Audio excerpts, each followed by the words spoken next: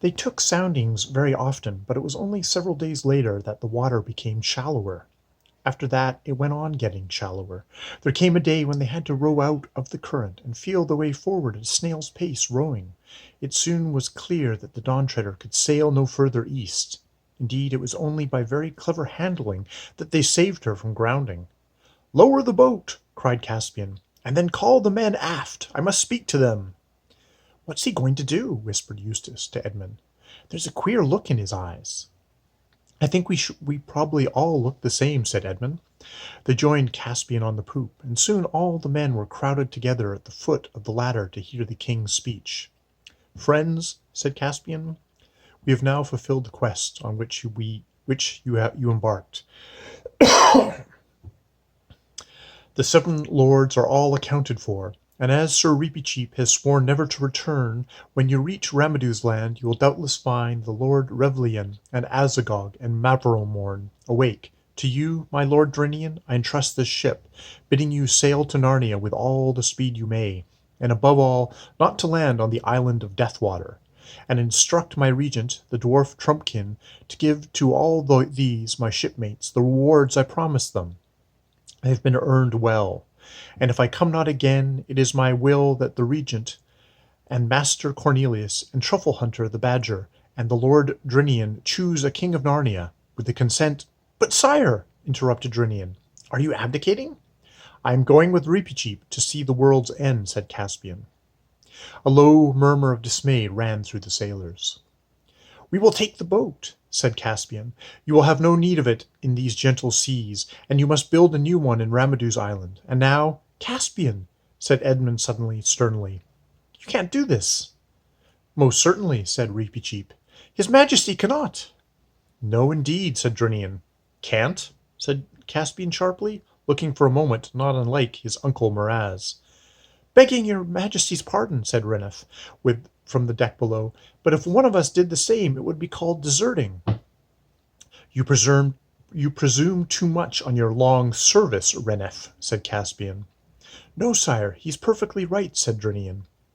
"By the mane of Aslan," said Caspian, "I thought you were all my subjects here, not my schoolmasters." "I'm not," said Edmund, "and I say you cannot do this." "Can't again," said Caspian. "What do you mean?" "If you please, your Majesty, we mean shall not," said Reepicheep with a very low bow. "You are the king of Narnia. You break faith with all your subjects, and especially with Trumpkin, if you do not return. You shall not please yourself with adventures as if you were a private person, and your Majesty will not hear if your Majesty will not hear reason, it will be the truest loyalty of every man on board to follow me in disarming and binding you till you come to your senses." "Quite right," said Edmund. "Like you did with Ulysses when he wanted to go near the Sirens." Did with Ulysses when he wanted to go near the Sirens. Caspian's hand had gone to his sword hilt when Lucy said, "And you've also promised Ramadew's daughter to go back." Caspian paused. "Well, yes, there is that," he said. He stood irresolute for a moment, and then shouted out to the ship in general, "Well, have it your way. The quest is ended. We all return. Get the boat up again." "Sire," said Reepicheep, "we do not all return. As I explained before—" "Silence!" thundered Caspian. "I've been lessoned, but I'll not be baited. Will no one silence this mouse?" "Your Majesty promised," said Reepicheep, "to be good lord to the talking beasts of Narnia." "Talking beasts, yes," said Caspian. "I said nothing about beasts that never stop talking." And then he flung down the ladder in temper and went into the cabin, slamming the door. But when the others rejoined him a little later, they found him changed. He was white, and there was tears in his eyes. "It's no good," he said. "I might as well behave decently for all the good I did with my temper and swagger. Aslan has spoken to me. No, I don't mean he was actually here.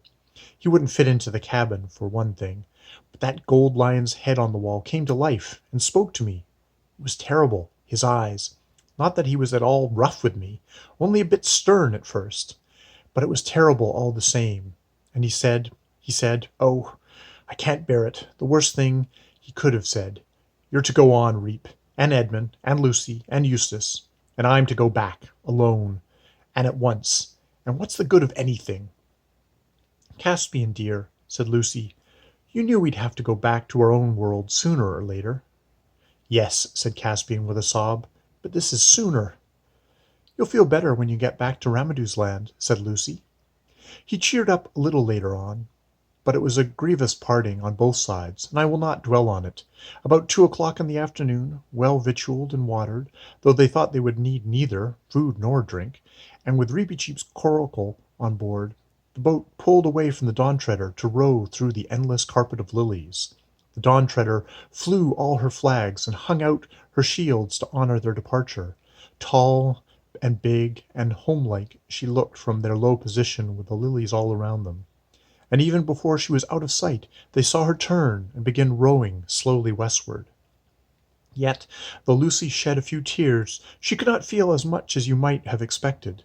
The light, the silence, the tingling smell of the silver sea, even, in some odd way, the loneliness itself, were too exciting.